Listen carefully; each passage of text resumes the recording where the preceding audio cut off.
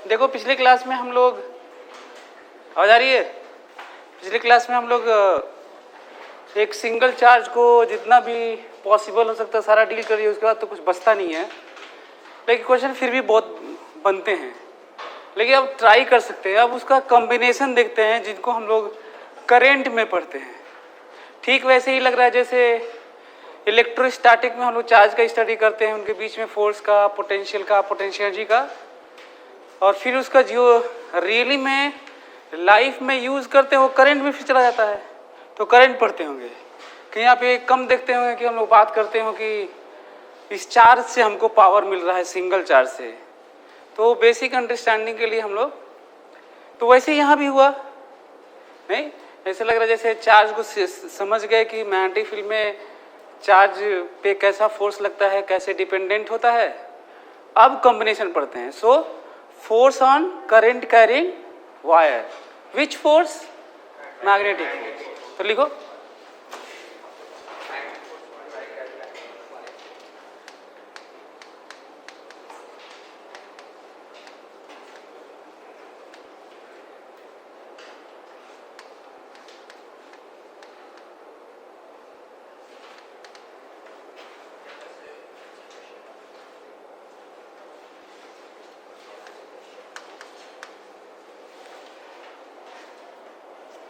Force on magnetic force on current carrying wire.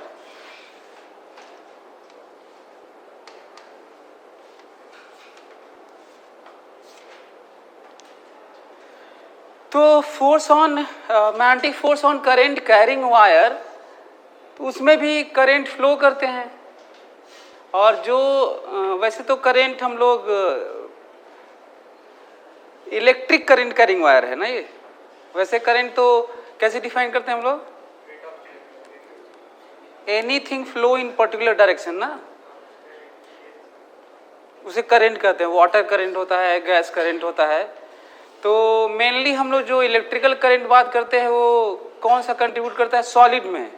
वैसे सच तो ये है कि लिक्विड में भी होता है और गैस में भी होता है, यदि चार्ज कैरी करे तो, है ना। बैटरी में तो लिक्विड होता है ना, कई जगह, हालांकि सॉलिड भी रहता है इसमें।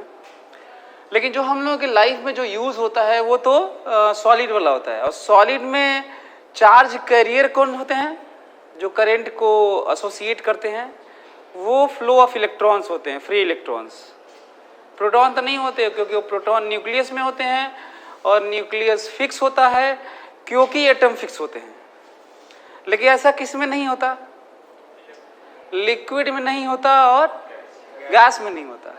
जैसे हम कहें कि Zn SO4, तो Zn + 2 SO4 - 2, और उसको यदि हम लोग 2 इलेक्ट्रोड लगा दें ऐसे, एनोड और कैथोड, तो फिर अक्यूमुलेट होने लगते हैं। फिर तो वहाँ पे न्यूक्लियस के साथ जाते हैं सब, उनकी चार्जिंग रहती है। अब इलेक्ट्रॉन एसोसिएट नहीं करता ना से, वो तो Zn + 2 है, SO4 - 2 है, तो पूरा इकट्ठा पूरा एटम चलता है। अब इसको कह सकते हैं ओवरऑल पूरा एटम एसोसिएट होता है।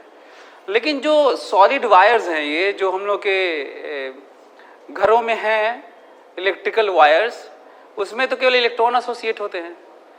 तो उसी की बात ज़्यादा करनी है। हालांकि आप कहीं भी कर सकते हैं, मतलब आपको देखने को क्वेश्चन यही मिलेंगे। तो यदि हम लोग कोई अजीब सा शेप का ले लें, ऐसे कोई वायर है, ऐसे इसमें करंट आई है। यदि करंट आई है तो इलेक्ट्रॉन किधर जा रहे होंगे?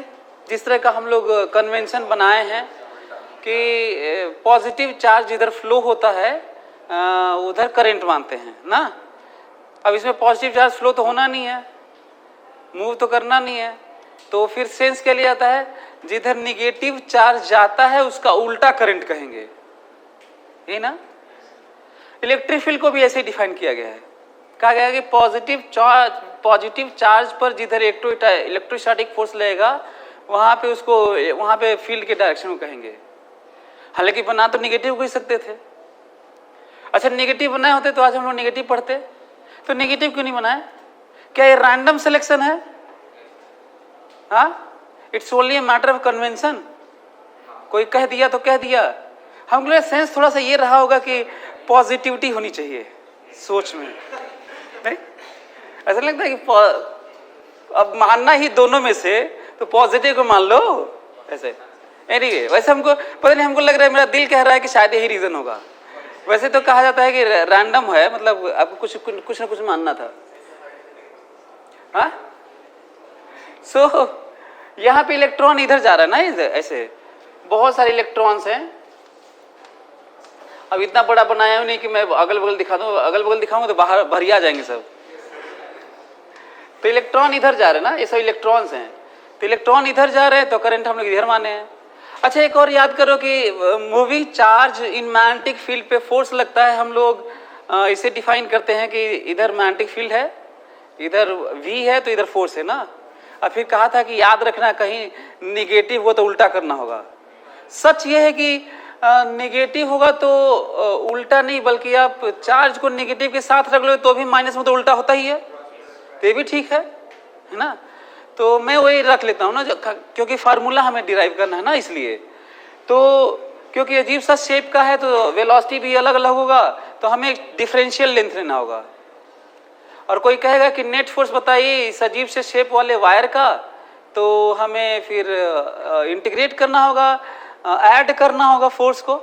तो पहले तो एक काम करते हैं, पहले तो हम लोग एक लेंथ ले लेते हैं। यहाँ पे कितना लेंथ ले लेते हैं? dl। थोड़ा बड़ा इसलिए लिया हूं ताकि आपको दिखे, कैमरे में एटलीस्ट दिखे, तो dl लेंथ लिया हूं। ये dl टेंडिंग टू 0 है ना। और किसी भी कर्व लेंथ का, कर्व पाथ का डिफरेंशियल लेंथ को क्या माना जाता है? Straight line. कहीं भी, मतलब पूरा कैलकुलस इसी पे बेस्ड है। पूरा कैलकुलस को जो इंटीग्रेशन डिफरेंशिएशन है, सब इसी पे बेस्ड है कि डिफरेंशियल लेंथ को स्ट्रेट लाइन मानना है। और तो वही डिफरेंशियल लेंथ है ये। अब यहाँ पे इलेक्ट्रॉन इधर जा रहे होंगे तो करंट इधर माना गया है ना, ऐसे। अब ये है मैग्नेटिक फील्ड में। मैग्नेटिक फील्ड में है तो किधर ले लें? बाहर ले लें, अंदर ले लें, कहीं भी ले लो, मैं भी बाहर ले लेता हूं ना। डॉट मतलब और क्रॉस मतलब, तो मैं ऐसे ही डॉट ले लिया ना। तो इस पे फोर्स किधर लगेगा? यदि इलेक्ट्रॉन इधर जा रहे हैं, इलेक्ट्रॉन इधर जा रहे हैं, इलेक्ट्रॉन का जो वेलोसिटी है v ड्रिफ्ट है, vd। तो ऐसे कहेंगे इलेक्ट्रॉन पे फोर्स इधर, लेकिन इलेक्ट्रॉन है निगेटिव है तो इधर कर लेंगे। तो आपको नहीं लग रहा है कि ज्यादा अच्छा है कि हम लोग पॉजिटिव मान लें इधर और काम कर लें ऐसे ना। अब यहाँ पे फोर्स देखते हैं ना। अच्छा, dl लेंथ पे लिए हो तो हम लोग इसको df भी मान लेते हैं, फोर्स है ना। और भले ही डायरेक्शन में ऐसे दिखा चुका हूं, इलेक्ट्रॉन की वेलोसिटी इधर, मैग्नेटिक फील्ड इधर, तो फोर्स इधर, क्योंकि नेगेटिव है तो उल्टा करना पड़ा ना, तो ये df लिखा हूं। और मैं लिखने जा रहा हूं फोर्स ऑन 1 इलेक्ट्रॉन ना, force, magnetic force on 1 electron.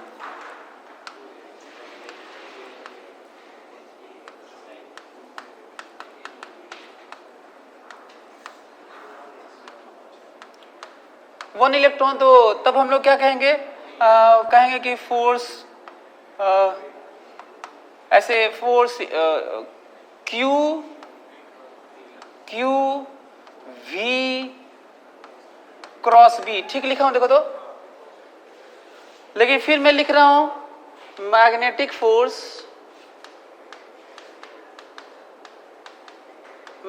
Force on dl length. एक में बोला कि देखो हर इलेक्ट्रॉन पे फोर्स लगेगा, तो उस dl लेंथ में वायर में इलेक्ट्रॉन फ्लो हो रहे हैं तो सब पे फोर्स लगेगा, और बाहर नहीं जा सकते, उसी के अंदर है, तो फिर अब तो dl लेंथ पे ही मानना होगा, उसी के हिस्सा है वो। तो फिर क्या कहेंगे? dl लेंथ पे तो df फोर्स डिफाइन कर लेता हूं मैं, df वेक्टर ना। बताओ यहाँ पे इस डीएल लेंथ में कितने इलेक्ट्रॉन होंगे? यदि हम लोग number of electrons per unit volume n माने, करंट में हम लोग लिख चुके हैं इसलिए मैं नहीं लिख रहा हूं ना। So number of electrons per unit volume को क्या माना जाए? n, और area of cross sectional area a माना जाए, तो वॉल्यूम इसका कितना होगा? वॉल्यूम dl इंटू ए, और नंबर ऑफ इलेक्ट्रॉन्स कितने होंगे? n इंटू dl इंटू ए ना। तो इतना चार्ज कंटेन करेगा। तो देखो चार्ज की जगह कैसे लिख रहा हूं, पहले तो माइनस है तो ऐसे कर रहा हूं, और चार्ज की वैल्यू है n a dl, सही लिखा हूं? आप अलग से लिख सकते हैं, डिफाइन कर सकते हैं कि dl क्या है, a क्या है, n क्या है। लिख ही देता हूं। dl क्या है बताओ? dl डिफरेंशियल लेंथ है।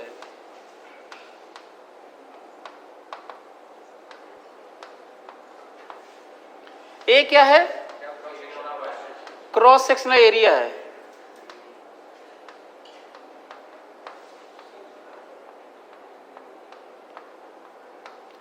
क्रॉस सेक्शनल एरिया है। और an क्या है? Number of electrons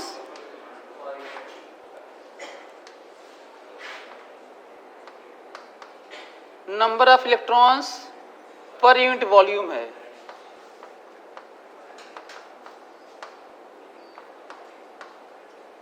number of electrons per unit volume है।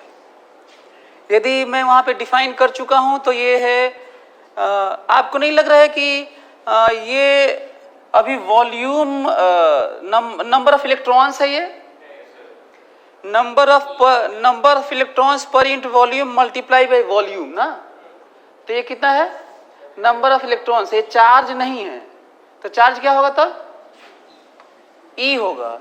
और इसी E के साथ में माइनस लगाया हूं क्योंकि इलेक्ट्रॉन है, ताकि मैं एक वेक्टर फॉर्म लिख सकूं।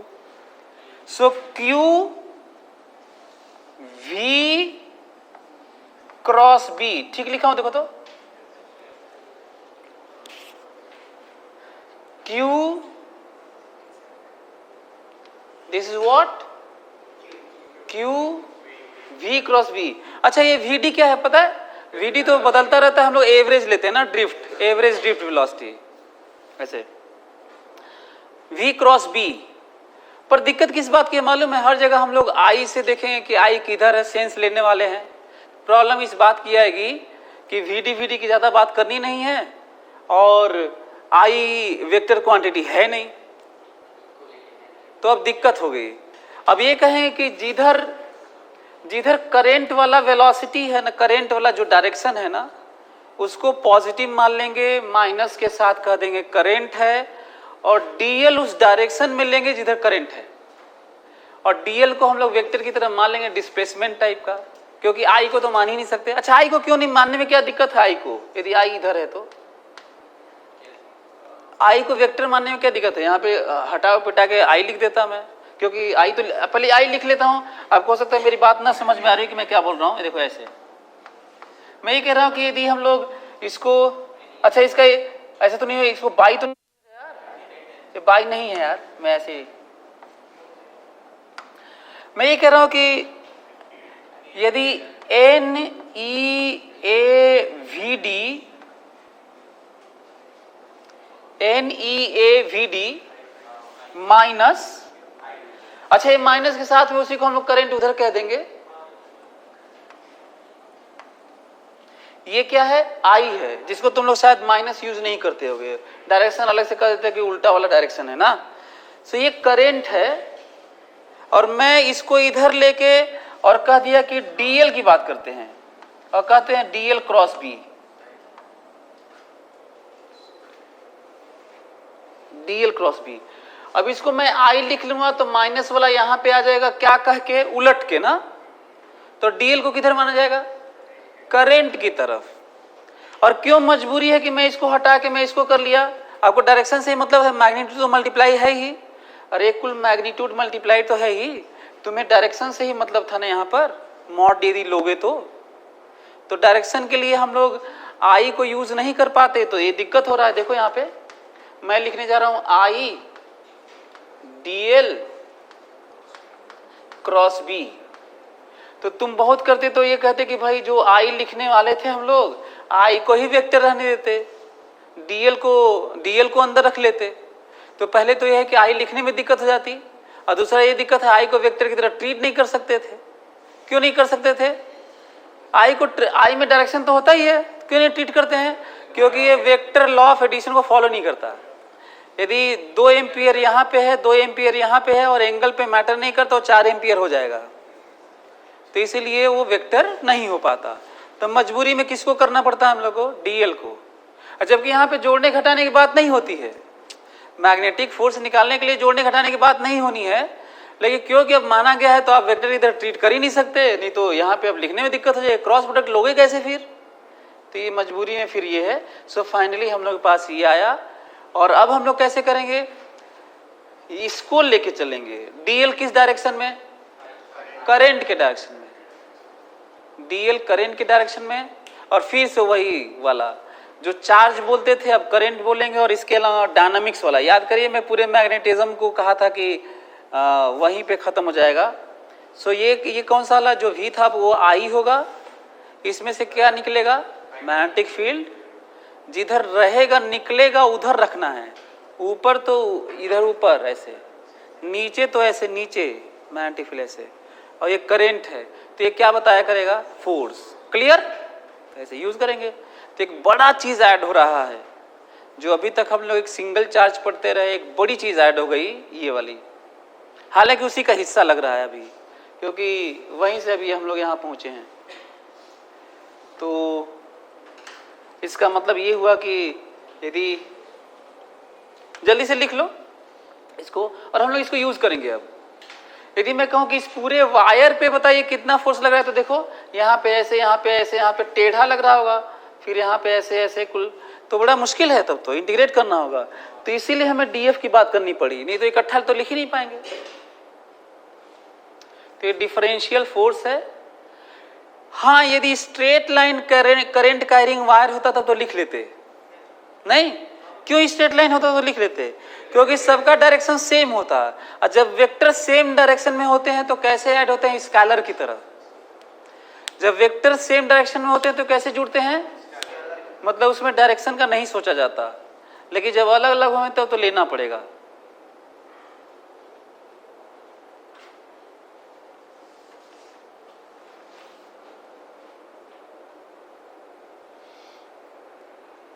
तो भले ही मैं आपको डिराइव करके बता दिया, एक इलेक्ट्रॉन पे लिया, फिर ये लिया, लास्ट में ये आ गया, तो फाइनली हम लोग को ये याद रखना है ना कि हम लोग इसको अप्लाई करेंगे अब I D L cross B,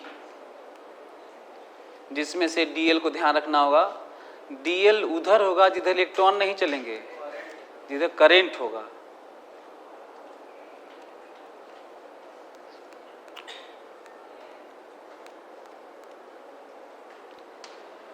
तो फाइनली हम लोग के पास एक्सप्रेशन आ गया,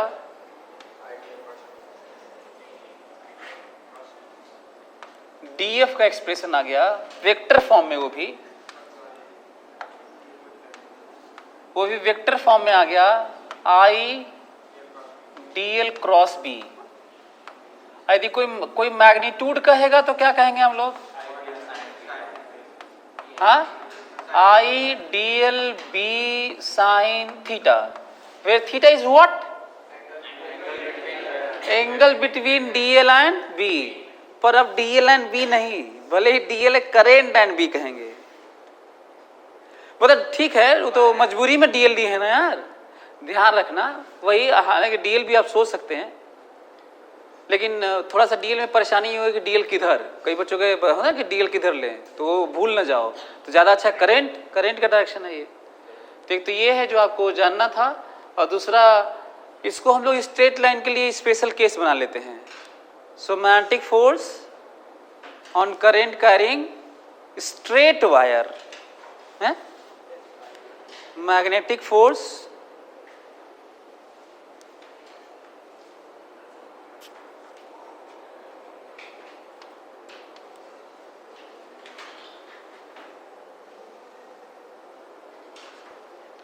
स्पेशल क्या लिखेंगे?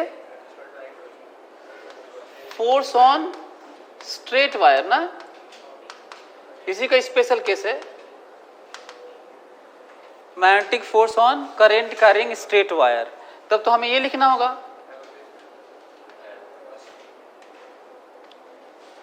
अच्छा तुम लोगों को GIF नहीं दिखा यार, इतना मेहनत करके लेके आया था। ये देखो जो ये मैग्नेटिक फील्ड में है, ये थोड़ा सा दिखा रहा है कि फोर्स लग रहा है तो ऊपर जा भी रहा है, और इस पे पूरी मैकेनिक्स बेस्ड है। जितना मैकेनिक्स में पढ़े हो 1D 2D में जितना कुछ पढ़े हो, friction, force, work energy, power, पूरा भर जाएगा इसमें। इलेक्ट्रोस्टैटिक्स से कहीं ज्यादा मैकेनिक्स मैग्नेटिज्म में इन्वॉल्व है। अभी तक आपको कम दिखा होगा, हालांकि दिखा तो था ही सर्कुलर मोशन में और सब। अच्छा क्यों इसमें ज्यादा इन्वॉल्व है पता है? इसका रीजन है कि स्टैटिक फॉर्म में कुछ हो ही नहीं पाता इसमें कुल डायनामिक है, वी नहीं है, कुछ नहीं है ना। इसमें वी पे ही डिपेंड करता है यार, वी है तो फोर्स लगेगा, नहीं तो कोई मतलब नहीं है। तो इसलिए ज्यादा रिलेटेबल हो जाता है।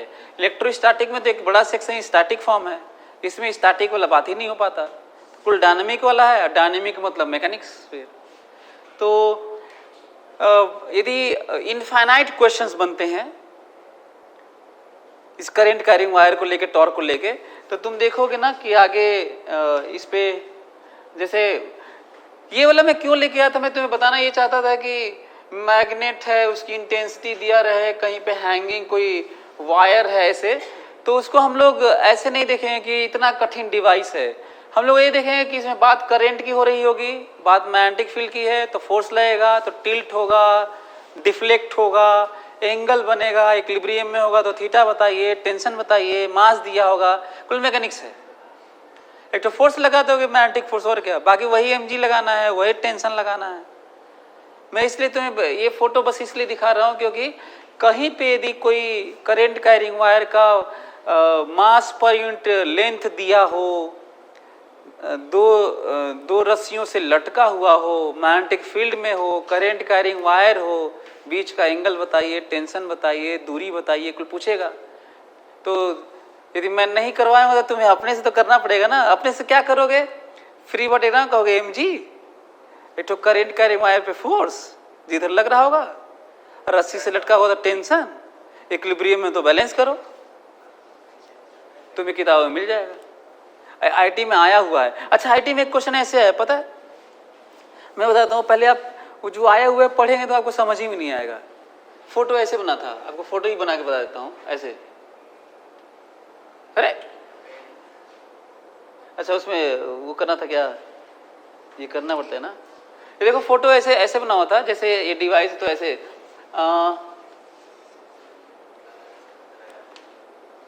कौन सा कलर यूज करें यार, ये देखो ऐसे,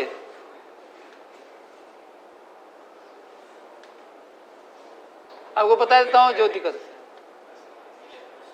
सेम लेंथ, और इसको कहा था ना infinitely long current carrying wire है, कैरिंग सेम करंट आई ऐसे ना, और infinitely long, having mass per unit length lambda,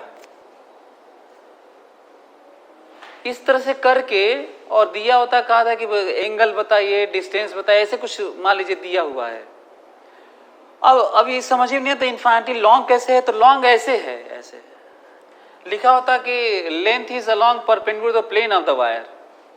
कई लोग तो देखते हैं, कहते हैं कि हाँ पढ़े हैं ये इलेक्ट्रोस्टैटिक में चार्ज है ये चार्ज थोड़ी यार, मतलब ऐसे वायर हैं, ऐसे वायर है और एक ऐसे वायर है, और तुम उधर से देख रहे होगे तो लेंथ थोड़ी दिखेगा तुमको, मतलब बल्कि यदि आपको बनाना होगा तो नया आप ऐसे बना सकते हैं, ऐसे कहिए कि ये है और ये है, अब थोड़ा आपको लेंथ कम ज्यादा लगने लगेगा ना ऐसे।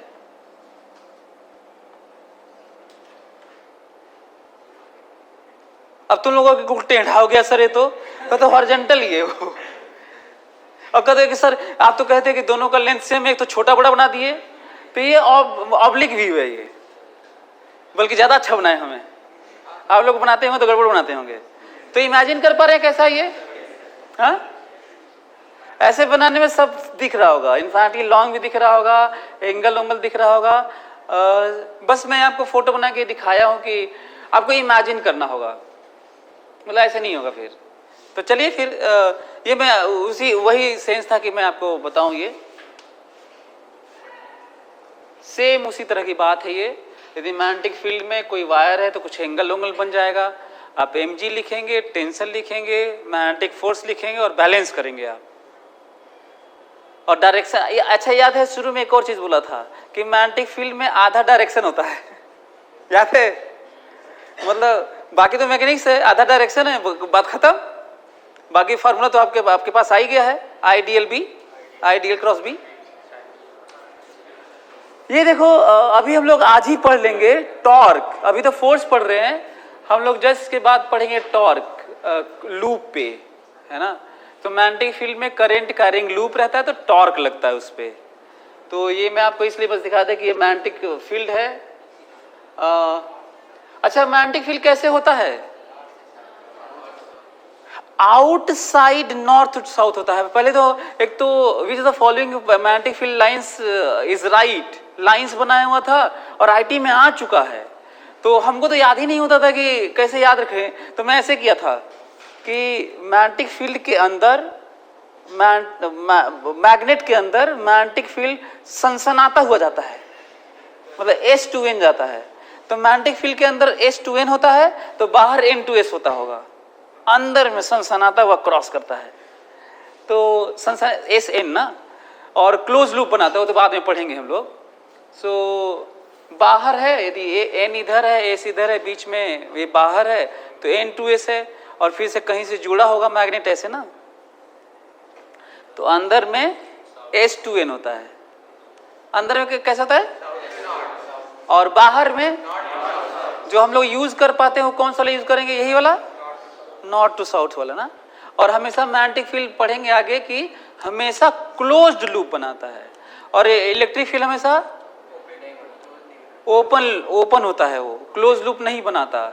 लेकिन पॉसिबल कह के आईटी में एक और आया हुआ है, which the following electric field lines and magnetic field lines possible, दोनों में ये क्या संभावनाएं हैं, तो उस तरह का आया हुआ है। तो हम लोगों को देखना हुआ कि magnetic field lines close loop तो बनाते, लेकिन जब इंड्यूस्ड इलेक्ट्रिक फील्ड होता है, जो हम लोग इसी मैग्नेटिज्म का पार्ट है, तो देखेंगे induced electric field, non conservative electric field produced due to changing magnetic field, वो नॉन कंजर्वेटिव होती हैं, अब वो क्लोज लूप बनाती हैं, अदरवाइज नहीं बनाती हैं। तो जनरली इलेक्ट्रिक फील्ड को हम लोग कैसे, जो रियल इलेक्ट्रिक फील्ड है जो चार्ज से प्रोड्यूस होती हैं, वो कैसे कभी भी क्लोज नहीं बनाती, हमेशा कहाँ से ओरिजिनेट होती हैं? प्लस से। कहाँ पे टर्मिनेट होती हैं? माइनस पे। अच्छा, केवल प्लस ही चार्ज है तो अब फिर खोजती रहती हैं, हमेशा खोजती रहती हैं, और खोजते खोजते इनफाइनाइट तक जाती हैं, नहीं मिलता है तो चलती रहती हैं। वो कितना इंटरेस्टिंग है, वो खोजती रहती हैं, लाइन से कोई निगेटिव मिले तो टर्मिनेट हो जाए, लेकिन उनको मिलता नहीं है तो जाती रहती हैं वो, और कहीं मिल जाएगा तो टर्मिनेट हो जाएंगे, है ना। और निगेटिव है तो टर्मिनेट हुई होंगी, तो फिर कहीं से आई होंगी, कहां से चली होंगी? प्लस से आई होंगी वो। लेकिन कितनी अजीब सी बात है कि टर्मिनेट, जब जिस समय हम लोग टर्मिनेट करवाते हैं तो हम लोग सोचते नहीं है कि कहां से आ रही हैं, हमको इससे मतलब है कि जो यहाँ पे लाइंस हैं वो टर्मिनेट हो रही हैं बस, पर जरूर ओरिजिनेट कहां से हुई होंगी? प्लस से। बस ऐसे रिलेट कर रहा हूं, बाकी तो क्लोज वाला भी ध्यान दे लीजिएगा कि यदि इंड्यूस इलेक्ट्रिक फील्ड है तो क्लोज बन सकता है, लेकिन वो इंड्यूस है, हाइपोथेटिकल है, नॉन कंजर्वेटिव है वो। तो ये वाला हम लोग देखेंगे अभी। फिलहाल तो ये वाला स्ट्रेट वायर पे आपको नहीं लगता है कि यदि करंट ऐसे है इधर की तरफ तो हर जगह डीएफ ऐसे ही लगेगा? क्यों?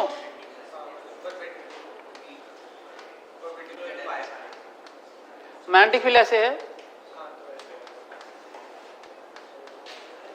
मैग्नेटिक फील्ड ऐसे, तो कैसे बाहर ऐसे करना होगा ना, बाहर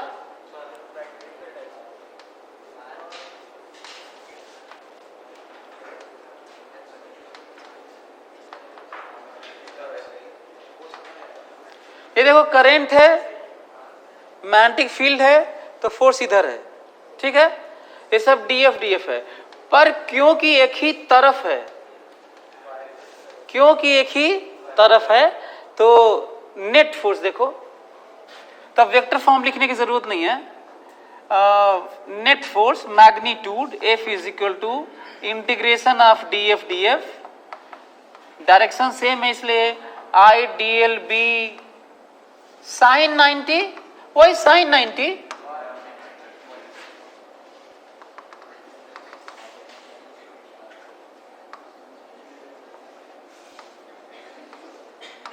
वही साइन 90, नहीं वैल्यू नहीं पूछ रहा हूं, why sine 90, how much sine 90 नहीं क्योंकि क्योंकि आई और डीएल और बी के बीच में एंगल 90 है।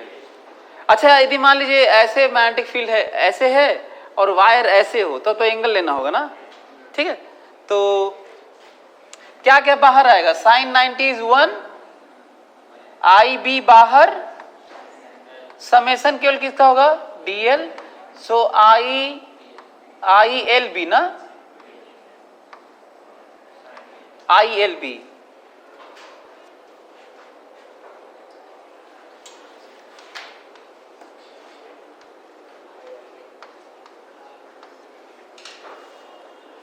आई एल बी, लेकिन नोटिस करना होगा आई एल बी हर जगह नहीं लिख सकते, केवल वहीं लिख सकते हैं जब स्ट्रेट वायर होगा, और आई एल बी केवल वहीं लिख सकते हैं जहां पे लेंथ और मैग्नेटिक फील्ड परपेंडिकुलर होंगे। यदि एंगल पे होंगे तो 90 डिग्री पे नहीं होंगे तो थीटा लेना होगा।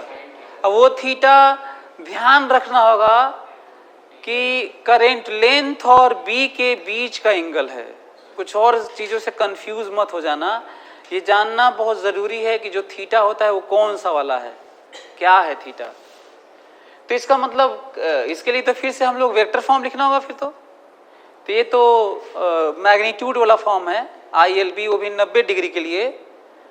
बहुत होगा तो एंगल वाले के लिए मैग्नीट्यूड फॉर्म लिखोगे I L B sine theta, sine theta भी यदि एंगल कांस्टेंट है तो बाहर रहेगा। तो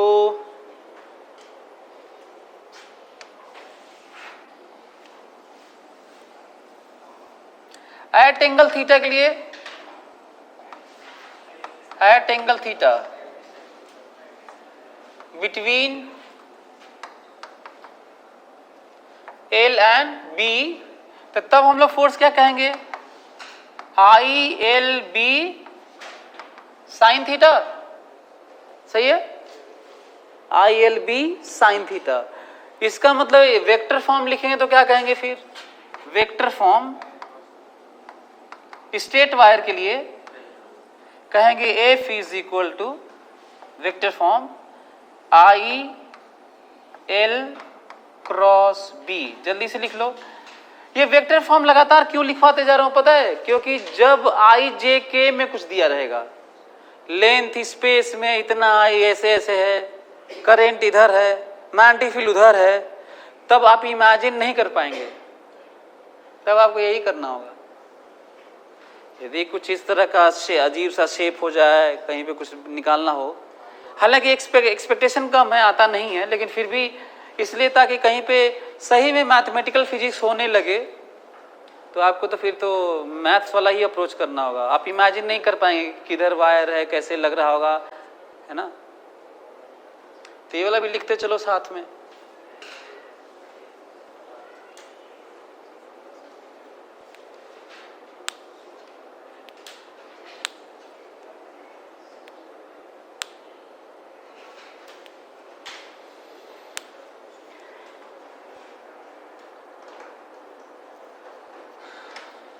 क्वेश्चन लिखो तो हो गया। हम लोग का जो ILB वाला यूज हो, मतलब फार्मूला था, डेरिवेशन था, कुल खत्म हो गया। अब हम लोग के पास केवल एप्लीकेशन ही बचे हैं बस। फोर्स वाला, टॉर्क वाला तो अभी है,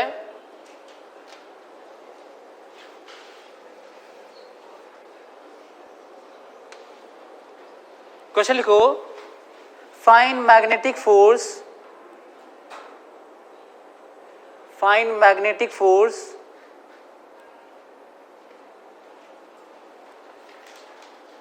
on current carrying wire in each case. Find magnetic force on current carrying wire in each case.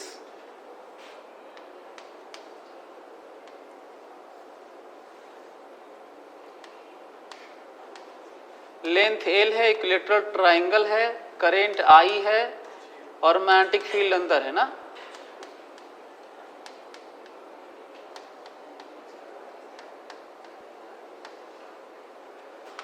दूसरा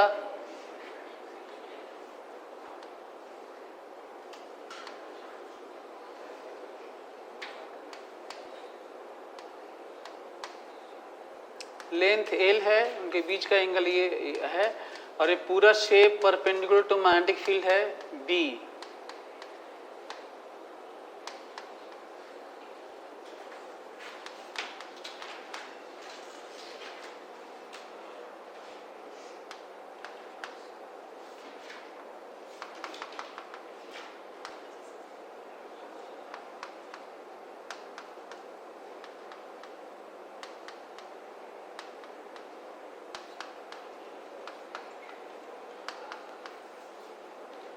मैग्नेटिक फील्ड है B।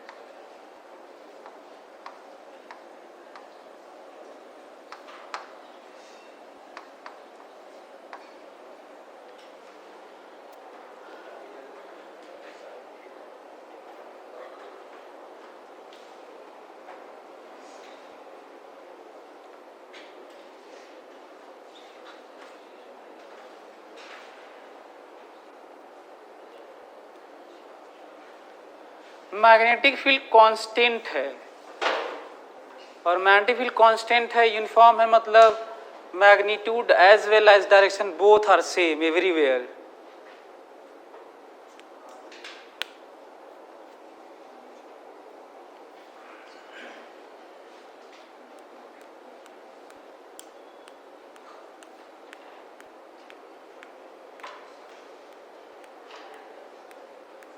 कर लिए हैं सारा? स्टेटमेंट सुनो, उसके बाद मैं करके दिखाता हूं।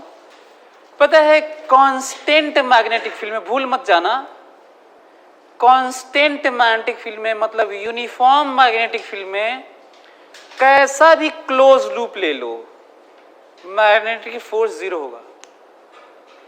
करंट कैरिंग लूप कैसा भी ले लो, मतलब ऐसा ले सकते, देखो करंट कैरिंग लूप ऐसे भी ले सकते हो, फर्क नहीं पड़ता कैसा है, जीरो। लेकिन कंडीशन है, क्या कंडीशन है? क्लोज भी हो और दूसरा यूनिफॉर्म मैग्नेटिक फील्ड हो। यदि यूनिफॉर्म मैग्नेटिक फील्ड नहीं हुआ तो नहीं जीरो होगा, और तुम लोगों के में यूनिफॉर्म ही देखने को मिलेगा, है ना।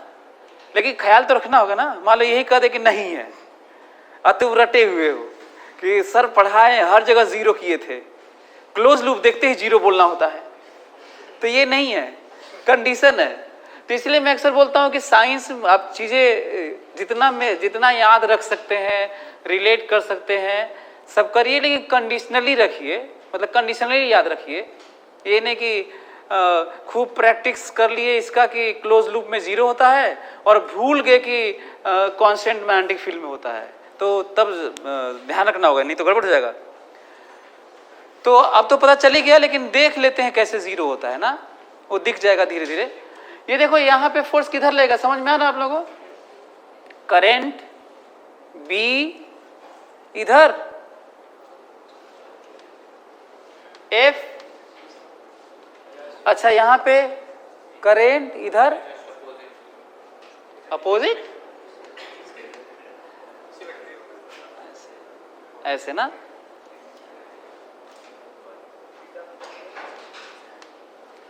ये तीनों का वेक्टर सम तो 0 ही होता है ना, वेक्टर सम 0 होता है। वैसे सच तो ये है कि इक्विलेटरल ट्राइंगल इसलिए बनाया हूं कि तुम्हें दिख जाए, ये ट्राइंगल बल्कि आइसोसेलेस बनाता, राइट एंगल ट्राइंगल बनाता, और ये स्ट्रेट नहीं बल्कि ऐसे ऐसे कर देता है ना, तो भी फर्क नहीं पड़ता है, वो आगे दिख जाएगा आपको। फिलहाल आसानी से दिखने के लिए बना दिया हूं, है ना। तो ट्राइंगल कैसा भी बना दे कोई फर्क नहीं है, वो 0 ही होना था। फिलहाल 0 दिख रहा होगा। ये वाला आप लोगों को स्टेटमेंट याद है, एक ही प्लेन में n नंबर ऑफ फोर्सेज हो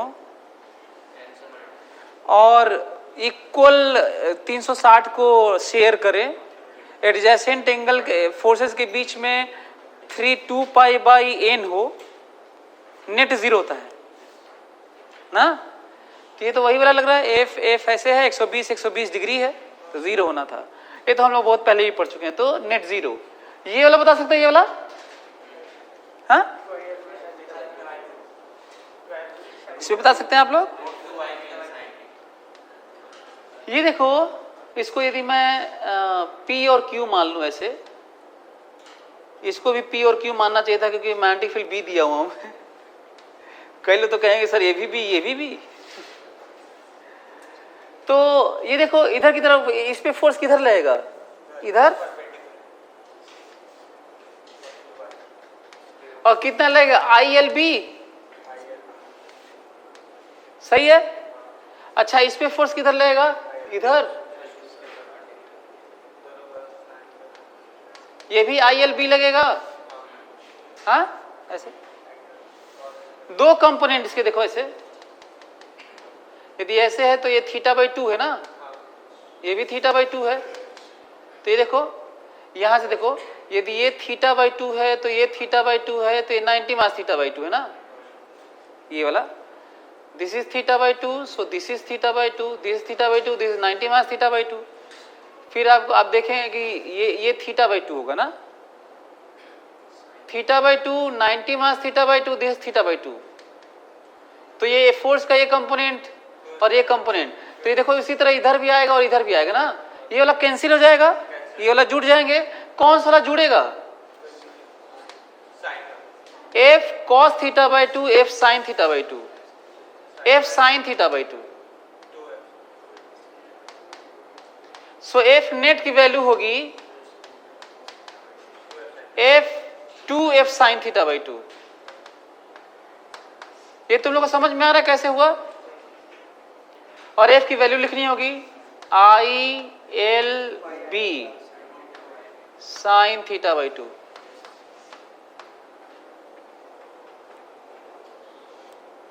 मैं ये जानबूझ के दिखाया था, नहीं तो मैं आपको एक और चीज बताना चाहता हूं, ध्यान से सुनो। एक जो लूप दिखाया था ना, ऐसे देखो, ऐसे लूप कहा था कि देखो ऐसे लूप, ऐसे ऐसे ऐसे ऐसे ऐसे करके ऐसे ना, ऐसे पता है इस लूप पे फोर्स कितना लगेगा और किधर लगेगा। एंड टू एंड ज्वाइन करो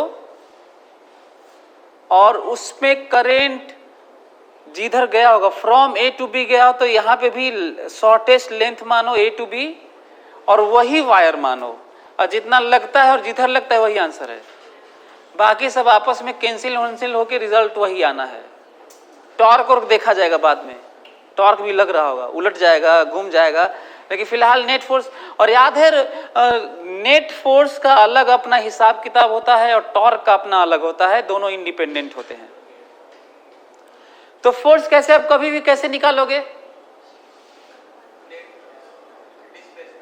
किसी भी वायर पे किसी भी तरह का शेप हो, स्ट्रेट लाइन हो, कर्व हो, सेमी सर्कुलर हो, क्वार्टर पार्ट हो, फर्क नहीं पड़ता, अजीब सा रैंडम शेप का हो, फोर्स कैसे निकालोगे?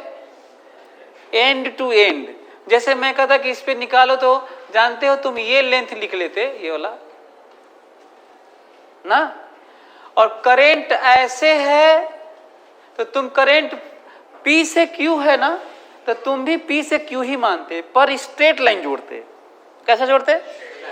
और वही है नहीं वैसा, और मानना है, इमेजिन करना है, और ऐसे करना है। देखो इधर तो ऐसे करेंट मैग्नेटिक फील्ड इधर की तरफ, अका दो फोर्स है, लेंथ ILB, शेप ऑफ से मतलब ही नहीं। इसका मतलब तो ये बड़ा इंटरेस्टिंग है। फिर तो ये बता दो कि किधर फोर्स लगेगा, बताओ। करेंट ऐसे है तो करंट ऐसे मान लो, है ना, ये मत मानो अब, और कहो कि ऐसे करंट है और इधर की तरफ फोर्स है, और आंसर है ILB, end to end, end to end length और वैल्यू। तब तो ये तो कहीं भी यूज कर सकते हैं, यहां भी कर सकते थे, और यहां पे करते ना तो यही आपको मिलता। कैसे मिलता? देखो ये देखो, ये बताओ, ये L है, ये θ/2 है, तो ये लेंथ कितना है? L sin θ/2, और ये वाला कितना है? तो कितना लेंथ हुआ? तो मान लेते और लिख लेते। क्या इतना हमारे कुल आधा टेढ़ा कुल बनाने लगे हम लोग, है ना। तो इसका मतलब ये भी बता दोगे क्या तब कितना है ये? हाँ, और किधर लगेगा? इधर ना, इधर से इधर करंट, तो इधर से इधर नहीं मान लेना है, लूप नहीं बनाना है, ऐसे ही मानना है, इधर ही मानना है ना। तो इधर ही लगेगा, देखो ऐसे। अच्छा, आइडिया के नाम पे तो ऐसे भी कर सकते थे कि इस पे करंट है तो ऐसे लग रहा होगा, तो इधर लग रहा होगा ना ऐसे, अरे इधर पे ऐसे ऐसे ऐसे ऐसे, तो इधर ही लग रहा होगा। तो ऐसे भी सेंस लगाओगे तो लग जाएगा कि इधर लगना चाहिए, है ना। तो इधर की तरफ फोर्स है, और है IL की जगह 2R और इंटू B। क्लियर हुआ? और ये टेढ़ा के लिए भी है, मैं इसको टेढ़ा भी कर दूं तो उस लेंथ का एंगल कर देना और सही हो जाएगा। वो साइन थीटा वाला याद करो, ये तो परपेंडिकुलर ज्यादा है तो कुल 90 हो रहा होगा ना, साइन 90। टेढ़ा में भी सही है, ये कहीं पे भी सही है।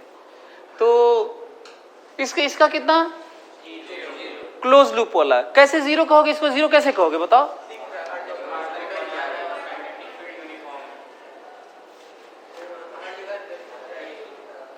देखो मैं बता रहा हूं, नहीं वो तो स्टेटमेंट था ना, वो स्टेटमेंट को बताने जा रहा हूं कैसे। ये देखो, तो करंट इधर है तो फोर्स इधर, करंट इधर फोर्स इधर, इसका मतलब फोर्स इधर, फोर्स इधर, फोर्स इधर।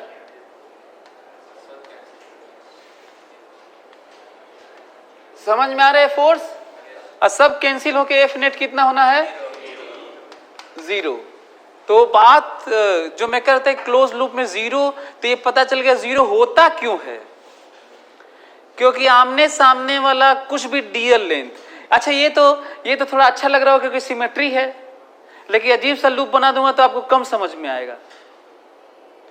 तो तब कैसे प्रूव करोगे?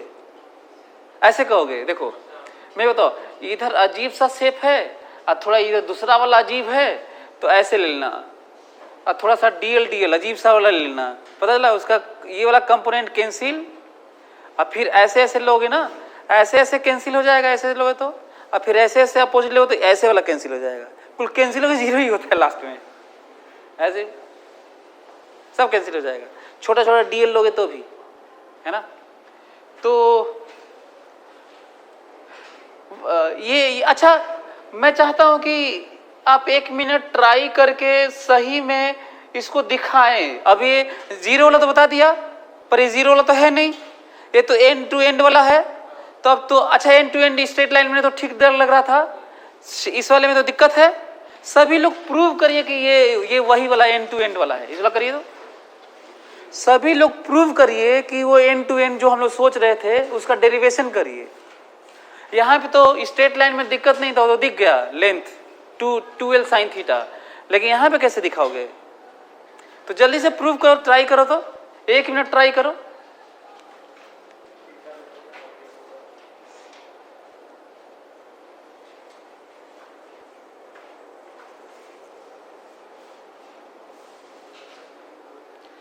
आपको इस पे फंडामेंटली निकालना है, वो स्टेटमेंट से नहीं कि एंड टू एंड जो बताया हूं वो तो टेस्ट में करना, एग्जाम में करना।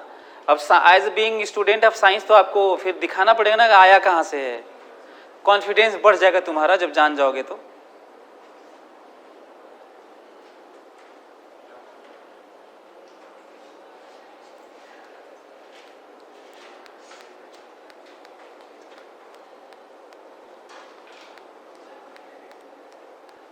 हो गया?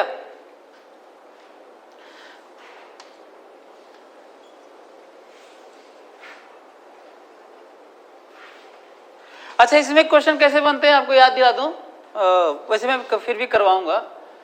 इसमें क्वेश्चन ऐसे बनते हैं कि यंग्स मॉडुलस दिया रहेगा, वो कहेंगे कि बताइए कितना कंप्रेशन है। अच्छा, कंप्रेशन की बात क्यों कर रहा हूं, क्योंकि सब ऐसे दबना चाहते हैं, सब नेट जीरो होने के बावजूद भी क्या होना चाहता है, कंप्रेस होना चाहता है। अभी मैग्नेटिक फील्ड उलट दूं ना मैं ये, या फिर करंट उलट दूं, तो ये खिंचाना चाहेगा, फोर्स इधर लगने लगेगा ना, तो फिर उसमें टेंशन डेवलप हो जाएगा वायर में। कहते हैं टेंशन बताइए, या फिलहाल अभी कंप्रेशन बताइए। दूसरा कहते हैं कि यंग्स मॉडुलस हम दे रहे हैं वायर का, आप बताइए लेंथ में, रेडियस में कितना चेंज हुआ, परसेंटेज चेंज बताइए। सब निकाला जा सकता है और सब बहुत अच्छा क्वेश्चन है, तो निकालेंगे। अभी फिलहाल तो ये बता देता हूँ। तो ये कर लिया आप लोग? चलिए मैं करके दिखाता हूँ आपको। ये देखिए,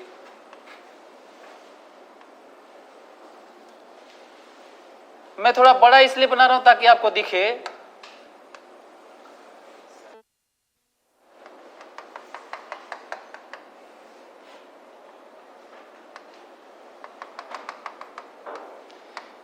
ये देखो, छोटा सा लेंथ है ये डीएल लेंथ है। मैग्नेटिक फील्ड अंदर है ना, बाहर लिया था कि अंदर लिया था? अंदर लिया था। करंट है इसमें, मैग्नेटिक फील्ड अंदर है, तो फोर्स कैसे लगेगा? ये देखो, करंट ऐसे है, मैग्नेटिक फील्ड अंदर है, तो फोर्स ऐसे लगेगा। तो ये देखो मैं क्या लिख रहा हूं, देखो डीएफ फोर्स लिख रहा हूं ना, हाँ डीएफ फोर्स लिख रहा हूं। और अभी फिलहाल इस तरह का थीटा मान सकते हैं। मैं देखना चाहता हूं कि ये जो वैल्यू है वो क्या है ना, ऐसे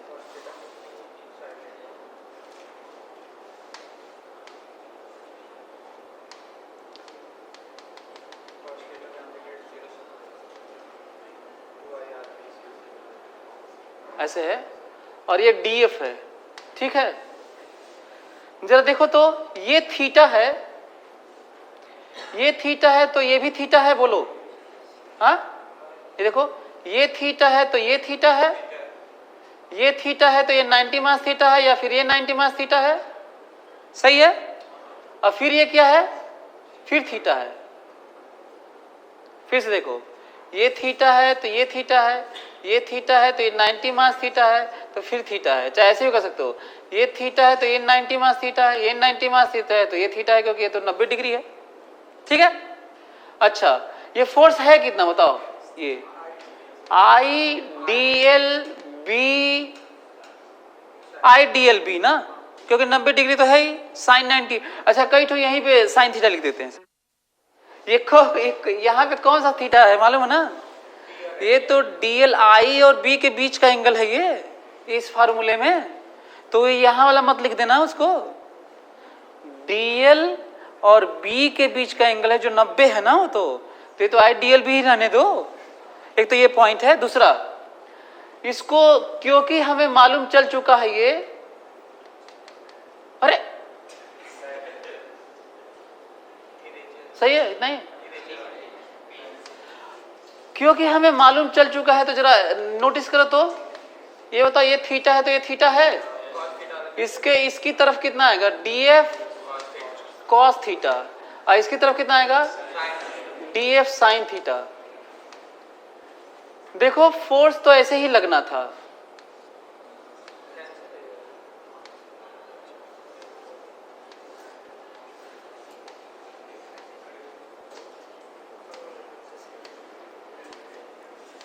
फोर्स ऐसे ही लगना था। तो यदि फोर्स ऐसे ही लगना था, फोर्स ऐसे ही लगना था, तो यहां पे जब डीएफ इधर कुछ आएगा कुछ इधर आएगा, तो यहां भी तो आएगा।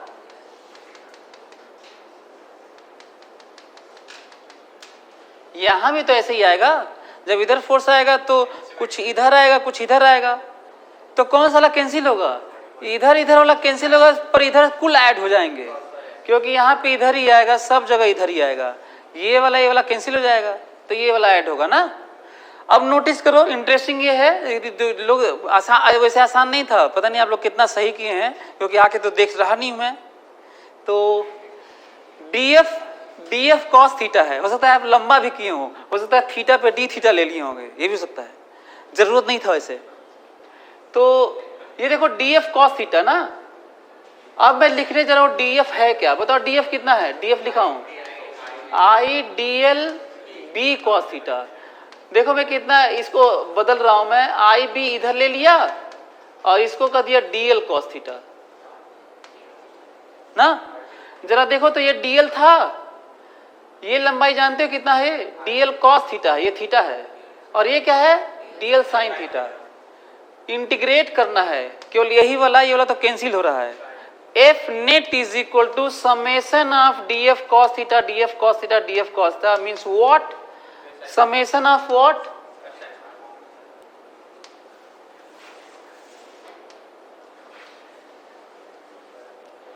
समेशन ऑफ, बताओ। अरे यार फिर से किनारे ही लिख दे रहा हूं। Summation of I B DL cos theta ना। अब ये थीटा वेरी कर रहा है, सब देखने की जरूरत नहीं है। इसका मतलब है आपको ये जोड़ना है, फिर यहां पे लोगे तो इसका मतलब ये जोड़ना है, यहां पे छोटा सा लोगे तो इसका मतलब ये जोड़ना है, यहां पे लोगे तो ये वाला पार्ट जोड़ना है, जब यहां पे लोगे तो ये वाला सेक्शन जोड़ना है, ये वाला पार्ट। समझ में आ रहा है कौन सा पार्ट जोड़ना है? वो वाला पार्ट जोड़ना है। और जब उस पर प्रोजेक्शन ले लेके जोड़ रहे होगे ना, तो ये वैल्यू कितनी आनी है मालूम है? वही एंड टू एंड लेंथ आना है। ये तुम यहां भी प्रूव कर सकते हो, इसके लिए भी। और जो लोग वहां पे थीटा पे डी थीटा लेके किए होंगे, अब उनके लिए दिक्कत होने वाला है। यहाँ पे जरूरत नहीं था, जरूरत तो वहां भी नहीं था। तो वैल्यू कितनी आनी है?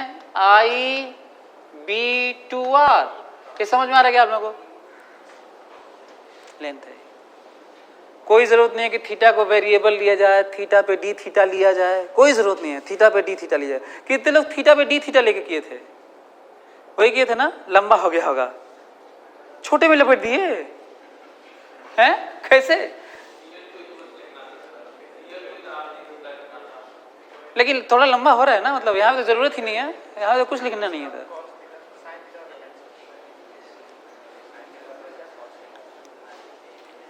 तो ये समझ में आया?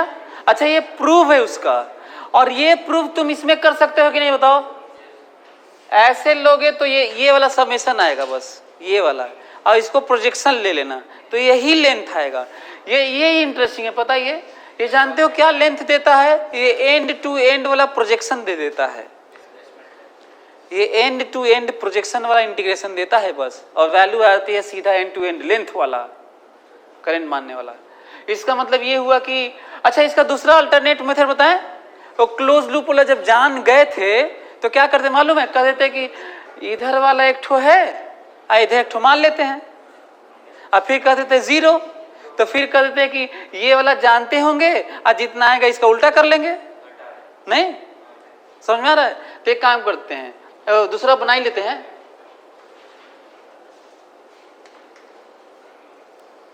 लिख लो, लिखो अल्टरनेट मेथड, लिख सकते हो, चाहे रहने भी दे सकते हो। अल्टरनेटिव मेथड ना, अल्टरनेटिव मेथड ये है, आपको पाना है ए टू बी तक, करंट है, रेडियस आर है। तो आप क्या कर सकते हैं? आप ऐसे कर सकते हैं कि एक वायर इमेजिन कर सकते हैं कि ये है, ये करंट आया तो ऐसे ही जाना है ना, आई, ये अपने से ऐड किए हैं, क्लोज लूप बन गया है, जीरो आना है, क्योंकि क्लोज लूप पे जीरो होता है, ये तो हम लोग देख भी चुके थे। यहाँ पे तो लूप सर्कल में भी देखे थे, इक्विलेटरल ट्राइंगल में। हालांकि अभी हम लोग रैंडम वाला नहीं देखे ना, पर यहाँ से रैंडम वाला तो प्रूव हो ही गया ना। ऐसे करो, कहो कि ये वाला हम लोग निकाल चुके हैं, प्रूव किए थे, इधर कोई भी शेप ले लो, कह दो इसका भी प्रोजेक्शन यही आएगा, उल्टा होगा तो जीरो होगा। कोई भी दो ठो मान लो, लूप है तो दो ठो कोई भी मान लो, इधर वाले से जो इधर वाला आएगा फोर्स उल्टा होगा, कैंसिल, जीरो नहीं। इसका तो वही प्रूफ हो गया। कौन सा वाला? रैंडम शेप का लूप पे नेट फोर्स कितना? जीरो। कैसे प्रूव करोगे? कोई भी दो पॉइंट ले लेना, कहना इसका भी लेंथ वही और इसका भी लेंथ वही और डायरेक्शन फोर्स का उल्टा, हो गया। क्योंकि एक तो प्रूव कर ही लिए हम लोग एंड टू एंड लेंथ वाला, और एक और अरे मैं तो झूठे ही इसको कह रहा था, जब एंड टू एंड लेंथ कर रहा हूं तो जब एंड टू एंड लेंथ तो जीरो ही होगा। ऐसे ही भाई एंड टू एंड लेंथ चाहिए था तो यहां से शुरू किए हो, अब फिर एंड यहीं पे होना है, तो एंड टू एंड लेंथ कितना हुआ? हाँ तो 4 जीरो। जब एल ही जीरो हो गया तब क्या, फिर वही तो प्रूव किए थे अभी। सो फिर अल्टरनेटिव मेथड ना। हम लोगों को अच्छा दिक्कत क्या होती है, कुछ बच्चों को ये प्रॉब्लम आती है, ऐसे करते हैं अब फिर उनको याद आता है कि सर बताए हैं कि इसको जोड़ना होता है, जोड़ भी लेते हैं, अब पूरा मान के जीरो भी कहते हैं कि अब तो जीरो होगा ना। जबकि क्वेश्चन ये है कि बस इसका बताना है, वो तो निकालने का तुम स्टेप कर रहे हो ना, बताना इसका है, लूप का नहीं बताना है। तो आसान कैसे होगा? क्योंकि लूप का जीरो होना है और इसका आसान है, तो जीरो कैसे होगा? जितना इसका होगा उसका उल्टा इसका होगा। तो बताओ इसका किधर होगा? मैग्नेटिक फील्ड तो ऐसे है, इधर होगा।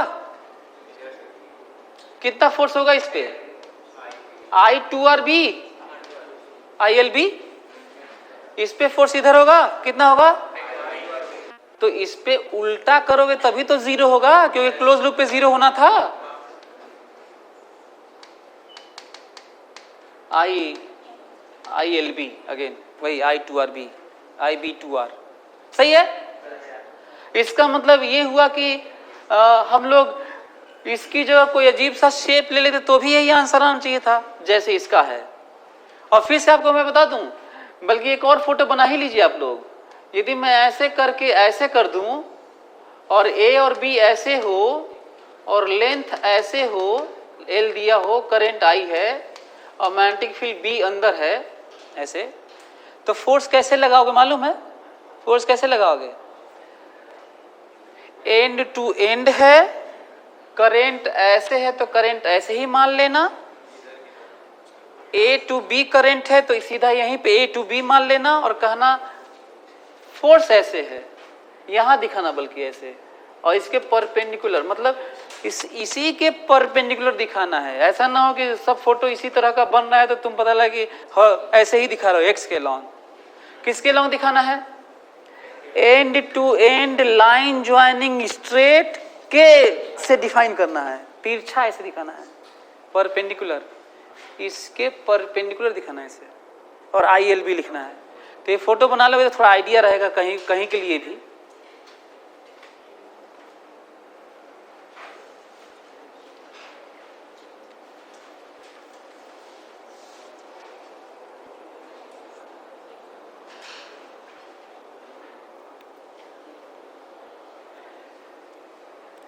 एक स्टार मार्कर की स्टेटमेंट लिख लो ताकि तो वाला भी तुम्हें याद रहे कि magnetic force on current carrying loop, magnetic force on current carrying loop in uniform magnetic field या कांस्टेंट मैग्नेटिक फील्ड। ये याद रखने के लिए लिखवा रहा हूं, magnetic force on current carrying loop, closed loop, loop ऐसे क्लोज ही होता है लेकिन फिर भी क्लोज लिख सकते हैं आप, मैग्नेटिक फोर्स ऑन। अच्छा इसलिए लूप क्योंकि पता चला करंट का लूप तो है, करंट क्लोज नहीं बना रहा है, ये भी तो हो सकता है, तो ये भी ध्यान रखना। मतलब करंट ऐसे ही होना चाहिए, ये नहीं कि कहीं से करंट आए, लूप तो क्लोज है, कुछ इधर से जाए कुछ इधर से जाए और फिर कह दे कि हाँ जीरो, ऐसे नहीं जीरो, तब तो हो जाएगा, दो गुना हो जाएगा वो एंड टू एंड वाला जोड़ के। So magnetic force on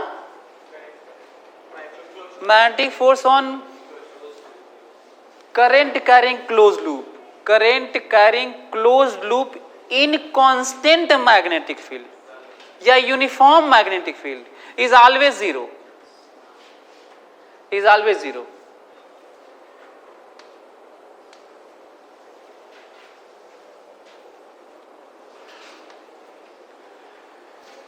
तब तुम लोग अब ये वाला बता दोगे क्या लग रहा है? क्वेश्चन लिखो तो ये वाला देखता हूं कितने लोग बता पाते हैं. अरे यार हमेशा कुछ टेढ़ा बन जा रहा है. फिर टेढ़ा बन गया.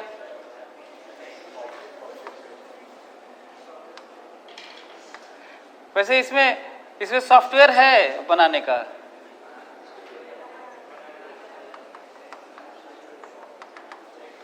मान लो ये थीटा काट लिए हैं, करंट आई है, रेडियस आर है ना, मैग्नेटिक फील्ड बी अंदर है ना. ऐसे इतना काट दिए थीटा आर का काट दिए हैं ना. आपको बताना है कि इसमें मैग्नेटिक फोर्स कितना लगा. Find magnetic force on this current carrying wire, जिसमें से थीटा आर्क लेंथ काट दिए हैं. Find magnetic force on current carrying wire. Radius R है, थीटा आर्क लेंथ काट के हटा दिए हैं, मैग्नेटिक फील्ड बी में रखा हुआ है, इसका प्लेन फील्ड के परपेंडिकुलर है. इसको लिखने में लंबा लिखते हैं सब, क्वेश्चन कठिन नहीं होते.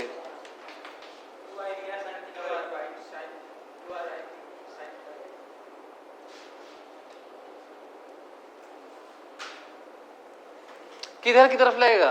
अपवर्ड, डाउनवर्ड, किधर? डाउनवर्ड. अच्छा एक बताओ, देखना तुम लोग आया हुआ एग्जाम में चाहे किताबों में डायरेक्शन में खूब बात हुई होगी.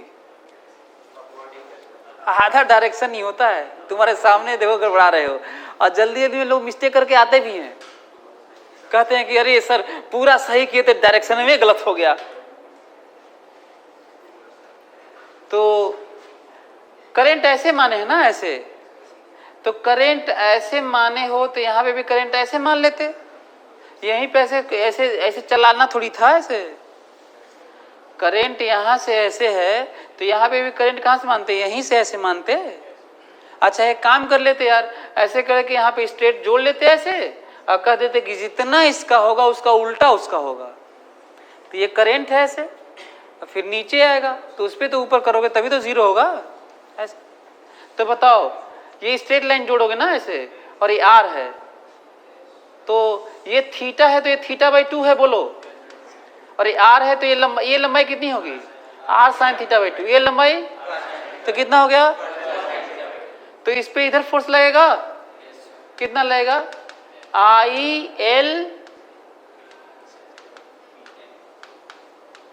ILB. Answer ILB.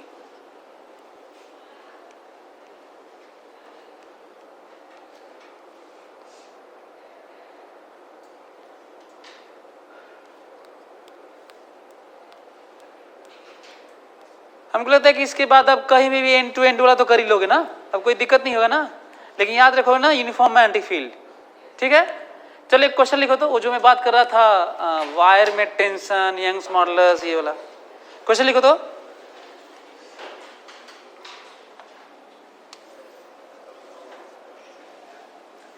ये रहा रेडियस आर है, करंट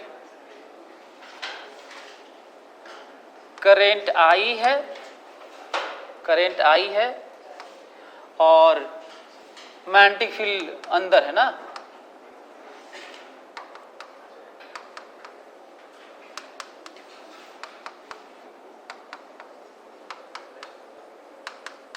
मैग्नेटिक फील्ड बी है. पूरा इस रिंग का रिंग सर्कुलर लूप का प्लेन मैग्नेटिक फील्ड के परपेंडिकुलर है. करंट आई है, रेडियस आर है आपको बताना है कि इसमें कितना टेंशन डेवलप हुआ है। यदि यंग्स मॉडुलस दिया जाए तो कितना लेंथ रेडियस कितना बढ़ गया है। तो निकालिए, लिखिए find tension in wire, find tension in current carrying circular wire ना, find tension in current carrying circular wire kept in magnetic field B, find tension in current carrying circular wire kept in magnetic field B. बाकी भी data दिया हुआ है ना। क्या लंबा कैसे होता कि plane of the ring is perpendicular to the magnetic field, ऐसे radius of ring is R, Young's modulus Y, ये सब लिखते हैं एडवांस वाले तो लंबा हो जाता है, पर क्वेश्चन कठिन नहीं होता वो। तो इसीलिए एडवांस वाले क्वेश्चन से डरना नहीं चाहिए, या कोई भी क्वेश्चन से क्यों डरा जाए।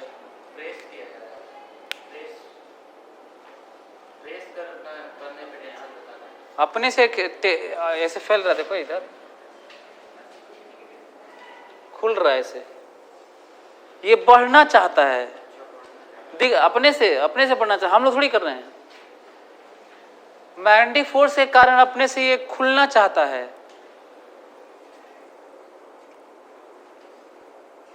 अच्छा, एक और क्वेश्चन ऐसे बनता, देखो यहाँ पे काट के यदि कंडक्टिंग वायर जोड़ देना छोटा छोटा सा, 2 ठो सेमी सर्कुलर पार्ट हो, तो कह देते कि उसमें उस धागे में टेंशन बताओ, वही वाला ये है। यदि मैं यहाँ पे काट के कंडक्टिंग छोटा सा वायर जोड़ दूंगा यहाँ भी ना, अच्छा एक ही ठो रहने दूं तो आप उसमें टेंशन बता सकते हैं, और इसको फ्लेक्सिबल लूप मान लेते हैं। तो ये ऐसे ऐसे होना चाह रहा होगा ऐसे, फिर वो टेंशन ही रोका होगा। चलो निकालो, ऐसे भी निकालो। वो तो मैं ऐसे ही बता रहा हूँ कि यही क्वेश्चन तब भी रह जाएगा जब हम काट के कुछ जोड़ेंगे, ये बोल रहा हूँ। IRB है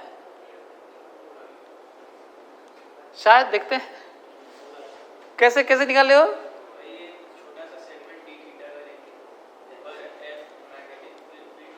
अरे यार, ये तो वो छोटे में निकाल दिया।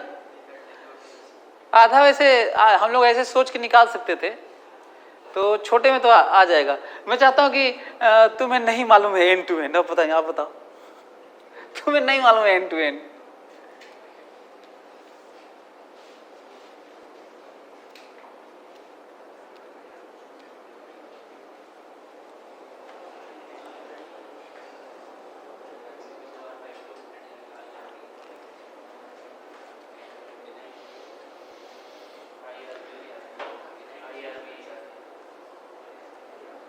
यदि हम लोग एंड टू एंड नहीं जानते तब तो ऐसे नहीं निकाल पाते ना।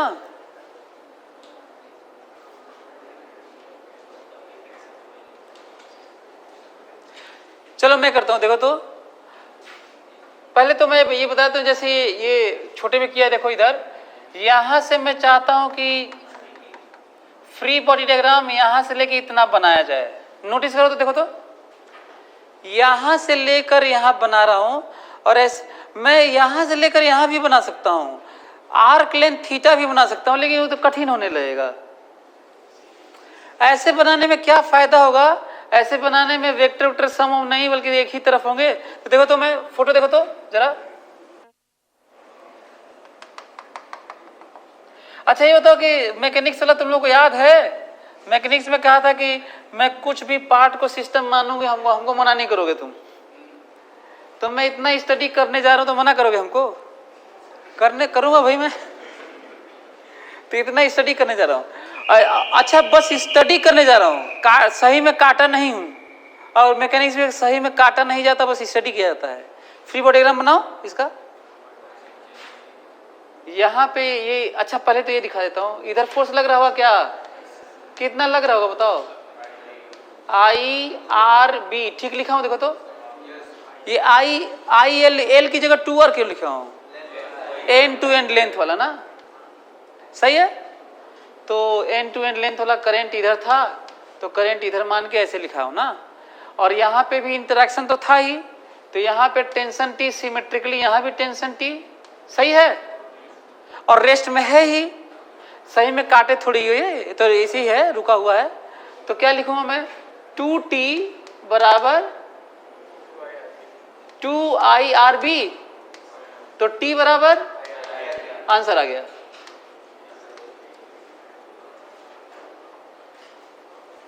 छोटे में। लेकिन वही यदि हम एंड टू एंड नहीं जानते तो, एंड टू एंड नहीं जानते तो क्या करेंगे? हाँ तो किए वैसे। हाँ अच्छा, आपको पता है कि इस तरह की चीजें मैं आपको बताता हूँ कितनी संभावनाएं हैं ना। नोट, ध्यान से सुनोगे। मैं वो क्वेश्चन करने जा रहा हूँ जो हर जगह इसी तरह की बात होती है। मैग्नेटिक फील्ड में करंट कैरिंग वायर हो, चाहे पाइप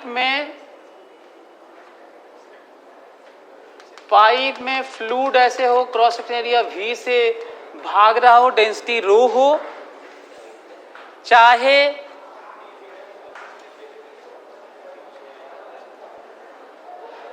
इसको ओमेगा से घुमाया जा रहा हो, चाहे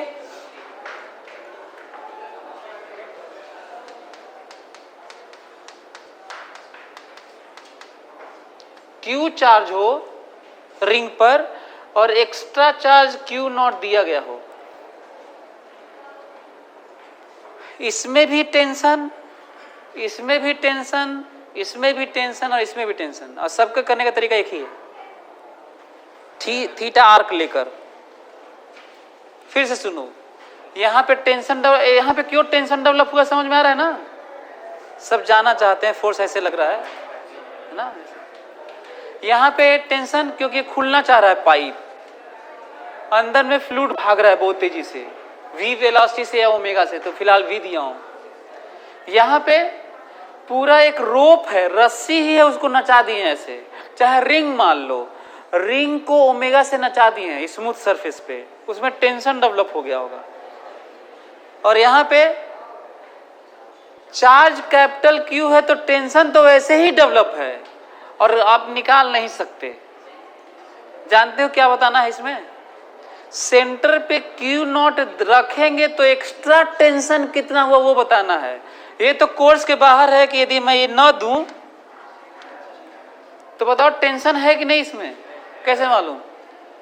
दूर जाना चाहता है। अब मैं कहूँ टेंशन निकालो तो निकाल नहीं पाओगे, घर पे निकाल के देख लेना। तो क्वेश्चन ये नहीं है कि टेंशन बताइए, वो तो बियॉन्ड कोर्स चला गया। लेकिन ये कोर्स में है कि क्या हो तो एडिशनल टेंशन बताओ। टेंशन तो है लेकिन बताओ Q नॉट रखा हो तो कितना बढ़ गया है, how much increment in tension of the ring, charge ring. Question clear? और सबके करने का तरीका है डिफरेंशियल लेंथ लेंगे और बात करेंगे। तो यहाँ पे लेके दिखाऊं, सब जगह ले लेना। अच्छा ये एक और ये वाला बड़ा इंटरेस्टिंग है, रोप है, रस्सी है, अब कह देते हैं ऐसे नाच रहा है, बीच में कह देते हैं इसको मार दूंगा ऐसे, तो वेव पल्स का वेलोसिटी बताइए विथ रिस्पेक्ट टू रिंग,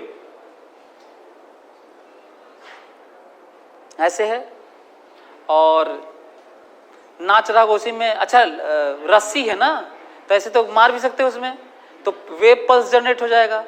तो और लीनियर डेंसिटी म्यू दिया हुआ है, और बताना है कि रिंग के रिस्पेक्ट में वेव पल्स कितने से भाग रही है या ग्राउंड के रिस्पेक्ट में कितना। तो एक तो उसका अपना वेलोसिटी होगा ओमेगा आर, और उसमें वो जोड़ना पड़ेगा जो मारे हुए ऐसे वेव पल्स जनरेट किए हो। जानते हो वेव पल्स की वेलोसिटी कितनी होगी? √T/μ। Mu is linear density और T इज टेंशन, और टेंशन नहीं आएगा तो नहीं आएगा। तुम लोग रस्सी वाला याद है ना? रस्सी में कितनी स्पीड होती है वेव पल्स की? √T/μ ना, where mu is linear density, mass per unit length, और एंड T इज टेंशन। तो टेंशन इसमें निकालोगे तभी तो आएगा। ये क्लियर हो रहा है तुम लोगों को? तो चलो फिर यहां वाला टेंशन देख लो। अच्छा टेंशन आ चुका है ना, फिर से करने जा रहा हूं। टेंशन यहां पे आया था जो गायब हुआ है अभी, यहां पर लिखा था मैं IRB। चलो देखो तो मैं यहां पे इतने पार्ट का स्टडी करने जा रहा हूं, बड़ा बना देता हूं ताकि आपको दिखे ना।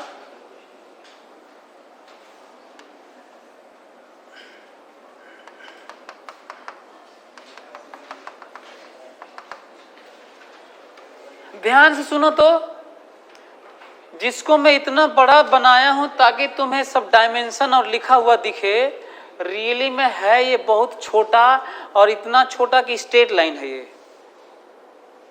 अभी मत कहना सर साफ दिख रहा है, सर नहीं है ये ड्रामा नहीं करना है, ठीक है। वो तो मैं तुम्हें दिखाने के लिए बड़ा बनाया हूं। डी थीटा लूंगा तो छोटा ही होगा वो। देखो डी थीटा लेने में, देखो डी थीटा क्या होता है, टेंडिंग टू जीरो,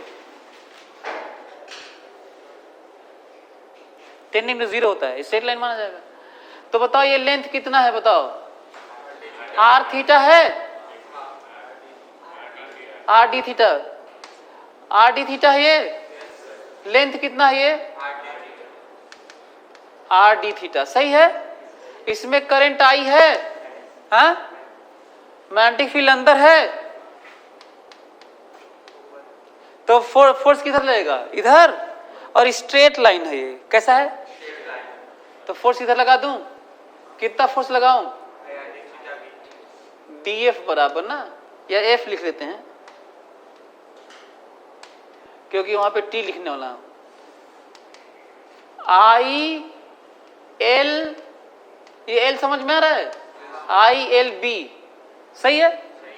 और ये देखो टेंशन हमेशा रस्सी के अलॉन्ग होता है, ये देखो टेंशन, और ये देखो टेंशन,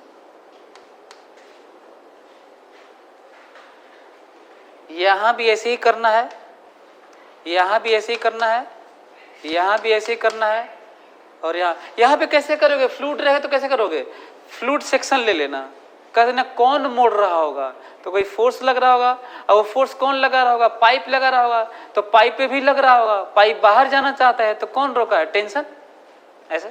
तो सब जगह सेम टाइप का आंसर है, सेम टाइप का आंसर, सेम आंसर नहीं है ना, ये बी आएगा तो उसमें बी थोड़ी आएगा यार।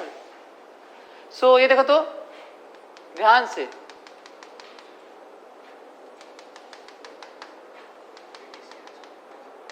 ये बताइए डी थीटा बाई टू, हाँ, D theta by to, d theta by two, सही है। तो ये डी थीटा बाई टू, तो ये भी तो डी थीटा बाई टू, कितना, डी थीटा। फिर ये अच्छा, ये 90 डिग्री है ना, ये तो टेंजेंट है यार ये, और ये रेडियस है, तो d theta by two 90 minus d theta by two, ये कितना, सही है ये, d theta by two parallel line, तो d theta by two 90 degree, तो 90 minus d theta by two, again 90 degree, तो 90 minus d theta by two, so d theta by two. Similarly here also d theta by two. ये T के दो component, इधर की तरफ कितना, T cos d theta by two, और इधर T sine d theta by two. Similarly इधर की तरफ T cos d theta by two, और इधर की तरफ T sine d theta by two. ये जो सेक्शन स्टडी हो रहा था, इसका एक पार्ट वाला, ये वाला, इसी को स्टडी कर रहे हैं बस। अच्छा क्यों स्टडी करना पड़ा, ऐसे क्यों नहीं आ पाया जब हम लोग ऐसे सोचते हैं, तो जब तुम ऐसे सोचोगे तो टेंशन इसका इंटरनल पार्ट हो जाएगा, और इंटरनल इक्वेशन में नहीं आता और कैलकुलेट नहीं हो पाता। यही रीजन है, याद करो, बल्कि स्टेटमेंट सुन लो रिवीजन के नाम पे मैकेनिक्स का। दुनिया में कहीं पे भी फोर्स ऑफ इंटरेक्शन किसी सेक्शन पे पाना हो, कहीं पे भी दो के बीच में, यदि दोनों को सिस्टम का हिस्सा मान लिए तो नहीं आएगा, तुम्हें उनमें से एक ठो मानना होगा, ताकि दूसरा वाला कैसा बिहेव करे, बाहरी। तो जब यहाँ पे सेक्शन लोगे ना तो बाहरी वाला हो जाएंगे, तो टेंशन दिखाओगे, और दिखाए हैं और आएगा। इकट्ठा ले लेते तो नहीं आता, सोच के देख लेना। तो ये बात है, यूनिवर्सल बात है, कहीं पे इंटरेक्शन फोर्स पाना होगा तो वहीं से सेपरेट करके एक पार्ट सोचना होता है, जैसे मैं फिलहाल सोच रहा हूँ। तो बताओ ये कैंसिल और ये भी कैंसिल, रेस्ट में तो है ही, तो जितना इधर उतना उधर, हाउ मच इधर, 2t sine d theta by two, सही है, बराबर इधर वाला, ये बहुत छोटा था, स्ट्रेट लाइन माना गया है, कितना, I R B d theta ना, सही है। यदि थीटा बहुत छोटा हो ना, डी थीटा बहुत छोटा हो tending to 0, so sine d theta nearly equal to tan d theta equal to d theta, सब सेम होता है ना। उस पे भी बाई 2 कर दिए हो, एक तो करेला ऊपर से नीम चढ़ा, एक तो बेचारा वैसे कहो टेंडिंग टू 0, उसी में 2 का डिवाइड भी कर दिए हो यहाँ पे, तो तब तो वही लिखना होगा। अच्छा, वही के चक्कर में 2 हटा मत देना, ठीक है, जो है वही लिखना है। तो क्या लिखोगे 2t, और साइन डी थीटा बाई 2 की जगह क्या लिखोगे, बराबर क्या लिखूं, I R B d theta, 2 d theta, tension कितना आया। तो लग रहा है पहला वाला ज्यादा अच्छा था, क्या एक लंबा हो गया नहीं,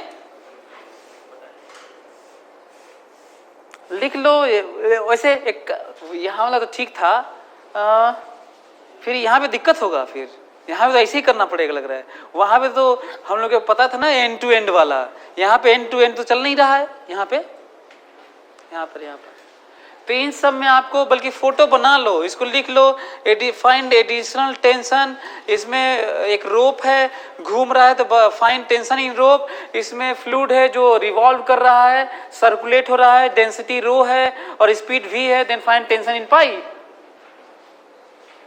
tension in pipe, tension in rope, additional tension in ring